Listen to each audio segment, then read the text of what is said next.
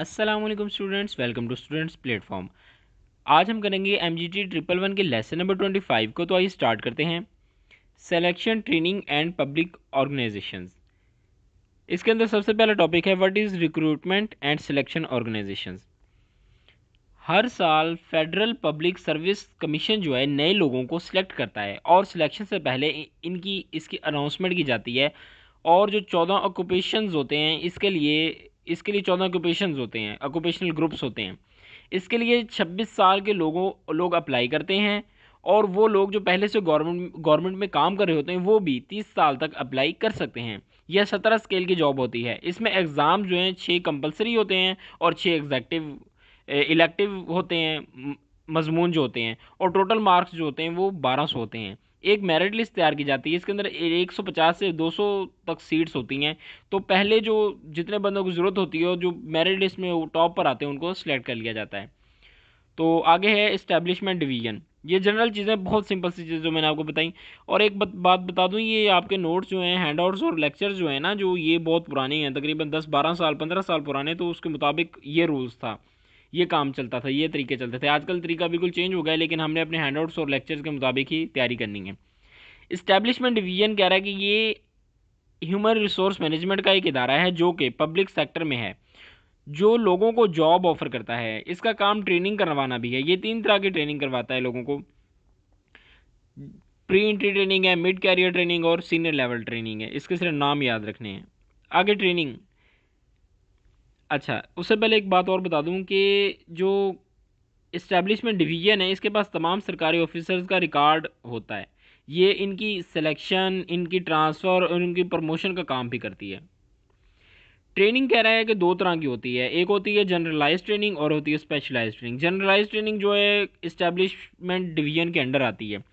जब जो public servant जो हैं वो सिलेक्ट होते हैं, बंदे गवर्नमेंट के जॉब्स में 17 ग्रेड में जो ऑफिसर सिलेक्ट होते हैं उनकी पहले जनरल ट्रेनिंग होती है, जनरलाइज ट्रेनिंग होती है, वो 10 माह होती है। वो जो है वो इस्टेब्लिशमेंट डिवीजन करवाती है। उसके बाद फिर स्पेशलाइज ट्रेनिंग, दूसरी टाइप स्पेशलाइज ट्रेनिंग है, जो रिस्पेक्टिव इदारे जो हैं जिन्हें जहाँ पर उन्होंने जाकर जॉब करनी होती, काम करनी होती है, वो फिर उनकी आगे फर्दर जो है स्पेशलाइज ट्रेनिंग करवाते हैं। जब अफसरान 19 स्केल पर पहुंचते हैं तो उनको मिडिल लेवल ट्रेनिंग दी जाती है। ये ट्रेनिंग पब्लिक एडमिनिस्ट्रेशन जो है national institute of public administration provide करती है। आगे performance evaluation. Performance evaluation report PER abbreviation है। ये जो है हर साल होती है। पब्लिक सर्वेंट जो हैं उनकी हर साल इवेल्युएशन होती है, उनकी जजमेंट होती है, इसको कहते हैं PER। मेन ऑब्जेक्टिव्स इसके क्या हैं कि एक तो सिविल, उनका रिकॉर्ड ओवरऑल साल का सिविल सर्वेंट का वो कैसा काम करता रहा है वो पता चल जाता है। उसके बाद ये पता चलता है कि किन को प्रमोशन देनी है, किन को हाई रैंक पे पोस्ट करना है, किन को नहीं करना। उसके बाद इनका एटीट्यूड पता चलता है, एप्टीट्यूड पता चलता है। और इसके अलावा एम्प्लॉय किस तरीके से काम कर रहा है, उसने कितना इंटरेस्ट है उसे काम करने में, कितना नहीं है, ये सब उसके ओवरऑल कारकर्दगी जो है इससे पता चलती है।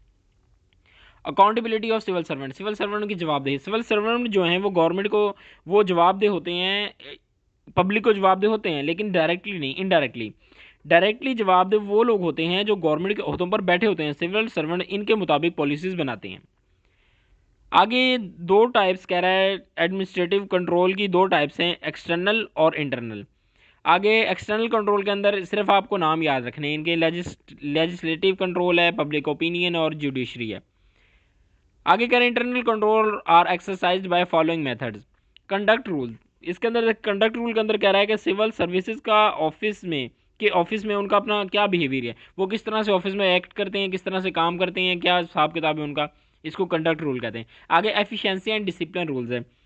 अगर कोई सर्वेंट कोई रूल के अगेंस्ट काम करता है, कोई भी अनलॉफुल काम करता है, तो उसके जो रूल्स बने हुए हैं ना वहाँ के, उनके मुताबिक उसको पनिशमेंट मिलती है। हायरार्की है जो स्टेप बाय स्टेप, मतलब एक बॉस है, उससे लो लेवल का बंदा है, उससे लो लेवल का बंदा है, उससे लो लेवल का बंदा है। इस तरह ये एक हायरार्की, एक स्टेप बाय स्टेप अमल चलता है। जब कोई भी ऑर्डर्स पास होते हैं वो पहले बॉस को मिलते हैं, बॉस फिर नीचे देता है, फिर उससे नीचे अपने जूनियर्स को मिलते हैं। इस तरह ये जो है ना एक स्टेप बाय स्टेप काम चलता है। कोई भी काम होता है इनके अंदर डायरेक्ट इस तरह नहीं होता कि जो लोएस्ट लेवल का बंदा है, एक काम करने वाला वर्कर है, वो डायरेक्ट बॉस के पास नहीं जा सकता। वो अपने से ऊपर सुपरवाइजर को अप्रोच करेगा जब भी कोई मसला बनेगा। आगे मुहतसिब। अगर किसी सरकारी इदारे से लोगों को शिकायत होती है तो वो शिकायत मुहतसिब के पास लेकर जाते हैं और मुहतसिब जो है फर्दर इस पर एक्शन लेता है। How human resource management HRM done in public service. पहले तो आपको ये बता दें पब्लिक सर्वेंट्स होते क्या हैं। पब्लिक सर्वेंट्स की डेफिनेशन 1973 के आइन के मुताबिक पब्लिक सर्वेंट की डेफिनेशन क्या है। वो बंदा जो फेडरेशन का मेंबर है, और फेडरेशन जो बंदा फेडरेशन का मेंबर है उसको पब्लिक सिविल सर्वेंट कहते हैं। और जो फेडरेशन क्या है, वो सेंट्रल गवर्नमेंट और 4 यूनिट्स उसके प्रोविंसेस पर मुश्तमिल होती है फेडरेशन। पहले 4 थे, अभी तो 5 हो गए, लेकिन जबकि ये बात हैंड आउट्स हैं तब 4 सूबे थे। अच्छा, इनमें लोगों को जिनको शामिल नहीं किया जाता वो देख लें। 3 पॉइंट्स हैं इंपॉर्टेंट शॉर्ट क्वेश्चन के हवाले से। वो लोग शामिल होते जो किसी इंडिपेंडेंट अथॉरिटी के अंडर काम करते हैं, जो बंदा कॉन्ट्रैक्ट पर होता है, जो वो लोग जो डेली बेसिस पर सैलरी मिलती है जिनको, वो लोग जो फैक्ट्रियों में मुलाजिम होते हैं, ये सब लोग जो हैं वो सिविल सर्वेंट्स काउंट नहीं होते। व्यूअर्स, आपका लेसन था MGT 111125। तो मैं उम्मीद करता हूँ कि आपको समझ आ गई होगी। मिलते हैं नेक्स्ट लेसन में। टिल देन टेक केयर, अल्लाह हाफिज़।